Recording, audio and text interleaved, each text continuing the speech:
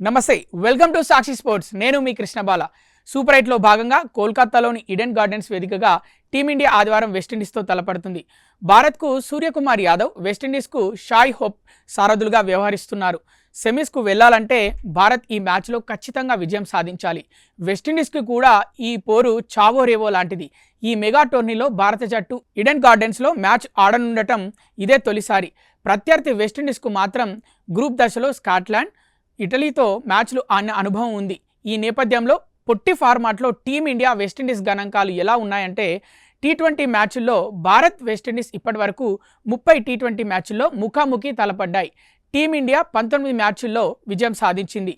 West Indies జట్టు 10 మ్యాచ్ల్లో గెలిచింది. ఒక మ్యాచ్లో మాత్రం ఫలితం తేలలేదు. టీమిండియా స్వదేశంలో 8, వెస్టిండీస్ గడ్డపై 5, తటస్థ వేదికలపై 6 మ్యాచ్లు గెలిచింది. కరేబియన్ జట్టు స్వదేశంలో 5, భారత గడ్డపై 2, తటస్థ వేదికలపై 3 మ్యాచ్ల్లో విజయం సాధించింది. పొట్టి ప్రపంచ కప్ టోర్నీలో టీమిండియా, వెస్టిండీస్ ఇప్పటి వరకు 4 సార్లు ఒకదానితో మరొకటి పోటీ పడ్డాయి. వీటిలో భారత్ ఒక మ్యాచ్లో గెలిస్తే వెస్టిండీస్ 3 విజయం సాధించింది. కరేబియన్ జట్టుపై టీమిండియా అత్యధిక స్కోర్ 192, అత్యల్ప స్కోర్ 130. భారత జట్టుపై వెస్టిండీస్ అత్యధిక స్కోర్ 196, అత్యల్ప స్కోర్ 129. టీ20లో టీమిండియాదే కరేబియన్ జట్టుపై పైచేయి. అయినప్పటికీ పొట్టి ప్రపంచ కప్లో మాత్రం భారత్ కంటే వెస్టిండీస్ రికార్డు కాస్త మెరుగ్గా ఉంది. అయితే జింబాబ్వేపై సాధించిన విజయంతో టీమిండియా జోష్ మీద ఉంది. ఇదే ఊపులో వెస్టిండీస్ను సైతం మట్టి కరిపించాలని భారత అభిమానులు కోరుకుంటున్నారు.